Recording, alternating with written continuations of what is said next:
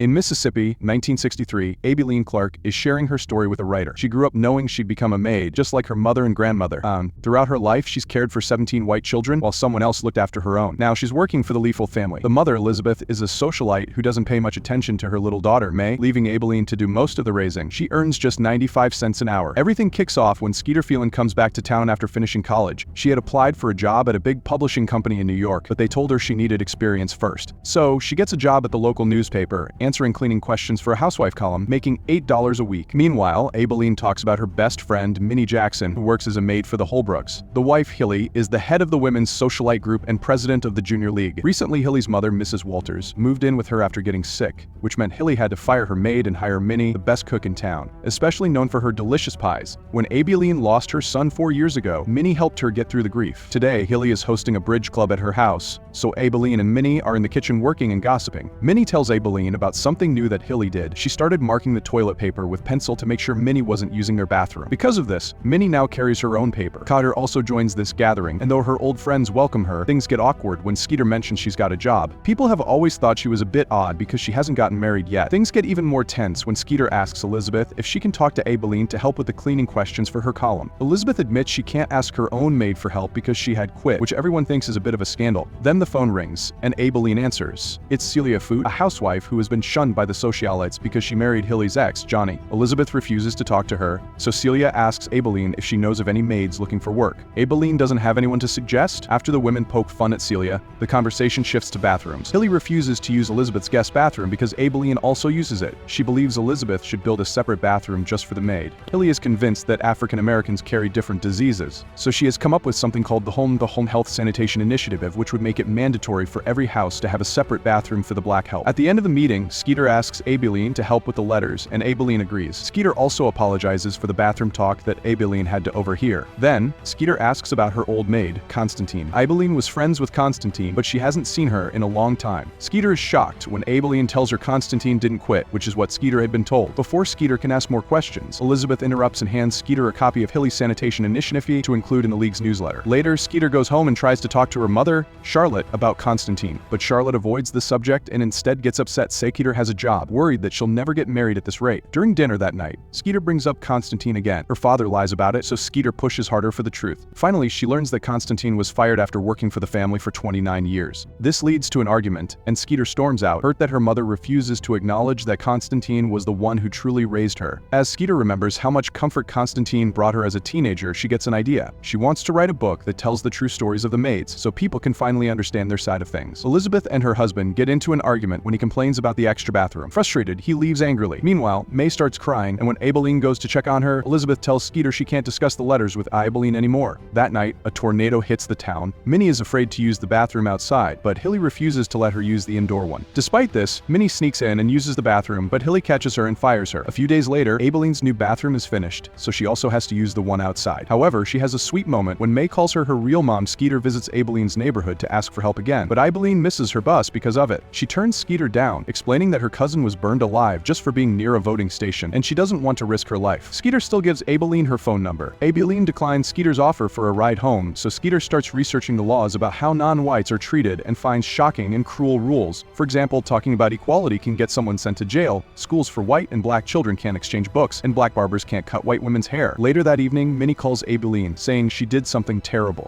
Hilly had spread rumors that Minnie was a thief, so Minnie got her revenge by making Hilly a special pie, though she doesn't explain exactly what was in it. Minnie is upset, knowing she won't be able to get another job. Their conversation is cut short when Minnie's husband comes home and starts beating her because she lost her job. Abilene reflects on what's happening, and, after hearing her pastor talk about bravery, calls Skeeter to help with the book. Skeeter comes over secretly, parking far away so neighbors don't see her. She tells Abilene that she doesn't care if the stories make white people look bad, she wants the truth to be told. Meanwhile, Hilly's new maid asks for a $75 loan to send her kids to college, even offering to work for free for a few days to repay it. Hilly refuses, saying she's actually doing her a favor because God doesn't give charity to people who are already well. A few days later, Minnie's husband forces their daughter to quit school and become a maid to help with the bills. Minnie herself struggles to find work until Abilene gets an idea. Celia, a woman in town, hasn't heard Hilly's lies and might need help. Minnie goes to see her and is warmly welcomed because Celia is terrible at housekeeping and desperate for assistance, especially since she's pregnant. Celia offers Minnie the job, but asks her to keep it secret from her husband, Johnny, and Minnie agrees. At the next Junior League meeting, Hilly proudly announces that her health initiative has been sent to the governor and reminds Skeeter to include it in the newsletter. Skeeter has been avoiding avoiding publishing it, and lies, saying she'll take care of it soon. Skeeter continues interviewing Aibileen, and they discuss how bad of a mother Elizabeth is. Minnie overhears them and criticizes their idea, but quickly changes her mind and starts sharing her own stories. She also promises to try and convince other maids to contribute. That Saturday, Hilly introduces Skeeter to a man named Stuart, and they go on a double date. However, Stuart behaves rudely, so Skeeter gets upset and leaves before they even order. Meanwhile, Minnie and Celia become friends, and Celia treats Minnie with kindness, even inviting her to join her for lunch. A while later, Skeeter hears from an editor that her stories are good, but she needs at least a dozen maids to contribute if he wants the book to be published. Aibileen and Minnie have asked all the maids they know, but everyone is too scared to get involved. Minnie comes up with a solution. Since they're already using fake names, they can use her stories and claim they came from other maids. Skeeter isn't sure if she should help with the book because she feels it wouldn't be honest. To encourage her, Aibileen finally opens up about her son. He was carrying heavy wood when he collapsed and was run over by a truck. The foreman tossed his body onto the truck, took him to the colored hospital, and just onked before leaving. The hospital couldn't save him, so Aibileen brought him home, and he died on their couch at the age of 24. Writing the book is Aibeleen's way of finding closure. The next day, Stuart comes to apologize to Skeeter for his behavior. Wow. He was still upset from a recent breakup and had been forced to go on the date with Skeeter by Hilly, which is why he was drunk that night. Stuart admits that Skeeter is straightforward, something he isn't used to, but he likes it. Because he's being respectful, Skeeter agrees to go on another date, which turns out to be good. Stuart thinks she's smart and even says he's read her newspaper columns. From there, they start seeing each other for real. Skeeter later decides to have a little fun with her newsletter. She changes some words in her article, and when it gets published, Hilly's code drive is mistakenly printed as a toilet drive. The next morning, Skeeter wakes up to find Hilly's yard full of old toilets. The following day, Minnie finds Celia in the bathroom, bleeding due to a miscarriage. Minnie takes care of her and listens as Celia shares her fears. She worries that Johnny only married her because she was pregnant, but she lost that baby, and now she's had 3 more miscarriages, all without telling him. Celia is scared Johnny will leave her, but Minnie assures her he won't. Later, Celia buries the baby under a plant in the garden, just like she did with the others. Meanwhile, Hilly's maid gets arrested in front of the other maids. She had found a ring while cleaning and, trying to sell it at a pawn shop, got the police called on her. The arrest pushes many maids to finally agree to share their stories with Skeeter for the book. When Skeeter visits Aibileen, she's shocked to see so many maids ready to talk about their experiences. They tell stories of poor treatment, and it's heartbreaking to hear them say that the children they raised turned out just as cruel as their parents. The next day, at the Bridge Club party, Celia tries to join the socialites and even brings a pie. But the women ignore her, so she leaves in tears. Back home, Minnie scolds Celia for wanting to be friends with such awful people. Minnie explains that the women dislike Celia because she married Johnny. Celia doesn't understand and thinks they believe Johnny cheated on Hilly, when, in fact, Johnny's relationship with Hilly was long over by the time he met Celia. Celia decides she'll clear things up at the benefit event. So, Minnie doesn't want to leave, but Celia changes the topic by helping clean Minnie's wounds. Celia knows Minnie didn't get hurt by falling, her husband caused them. Celia tells Minnie she should hit her husband with a skillet and leave, but Minnie can't because she has to think about her kids. A few days later, President Kennedy is assassinated, and Aibileen becomes even more nervous about being discovered. To protect herself, Minnie shares the awful thing she did as a safeguard. Minnie reveals that the special pie she made for Hilly was actually made with her own excrement. Mrs. Walters saw her daughter eat 2 pieces of that pie and found it so funny she laughed hard. This caused Hilly to send her mother to a nursing home. Aibileen and Skeeter think adding this story to their book is too risky because it might reveal Minnie's identity, but Minnie disagrees. During a charity event, Johnny and Celia attend, making the high society women uncomfortable. When it's time to give away the prizes, Minnie's chocolate pie is given to Hilly, though Hilly hadn't signed up for it. A drunk Celia tries to talk to Hilly, explaining that Johnny never cheated on her. While doing this, Celia accidentally tears the sleeve of her dress and starts causing a scene. Johnny eventually takes Celia away, but she throws up before they leave. After the event, Mrs. Walters confesses that she was the one who bid on the pie in Hilly's name just to irritate her daughter for sending her to the nursing home. The next day, Celia starts thinking she's not cut out for the fancy lifestyle and wants to leave Johnny. Minnie convinces her to stay, pointing out that if she leaves, Hilly wins and gets what she wants. Meanwhile, Skeeter is almost finished with the book, but needs one more story, Constantine's. She pressures her mother into telling the truth. Charlotte explains that during a Daughters of America luncheon, Constantine's daughter, Rachel, showed up earlier than expected. Rachel usually entered the house quietly, but this time she walked in like a guest.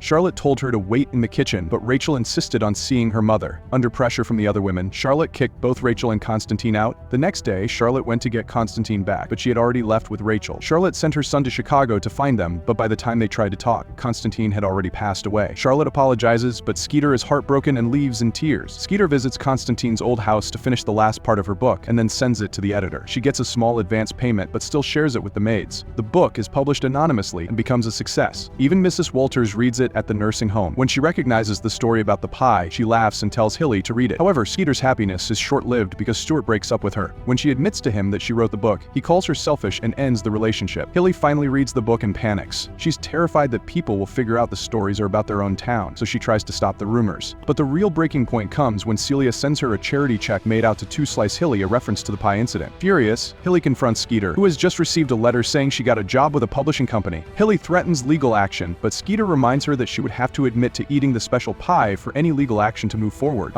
At that moment, Skeeter's mother, Charlotte, steps in to defend her daughter and kicks Hilly out of their home. Afterward, Charlotte tells Skeeter how proud she is of her, congratulates her on the new job, and thanks her for bringing strength back to the family. Meanwhile, Minnie is nervous when Johnny, Celia's husband, suddenly approaches her, but he surprises her by thanking her for looking after Celia. Johnny already knew that Celia had hired help, and since Minnie's been around, Celia has been doing much better. Johnny takes Minnie back home, where Celia has prepared a meal on her own as a gesture of gratitude. Johnny then offers Minnie a permanent job with their family, and Minnie gladly accepts. This newfound security gives Minnie the courage to finally leave her abusive husband. Later, when Minnie and Aibileen go to church, they're greeted with a standing ovation from the community. The congregation has signed a copy of the book as a gift for Aibileen since her name couldn't be listed as the author. After church, they show the signed book to Skeeter, and Skeeter admits she feels guilty about leaving for New York after everything that's happened. However, Aibileen and Minnie reassure her that there's nothing more she can do, and they encourage her to take the opportunity and live her life. The next day, Aibileen returns home to find Hilly accusing her of stealing silverware, a false claim made out of spite. Even though it's not true, Elizabeth fires Aibileen on the spot. Hilly threatens her with jail time, but Aibileen stands up to her, calling her a godless woman and making Hilly leave in tears. May, Elizabeth's young daughter, begs Aibileen not to go, but Elizabeth remains firm in her decision. Aibileen walks away, heartbroken but proud of what she's achieved for herself and her community.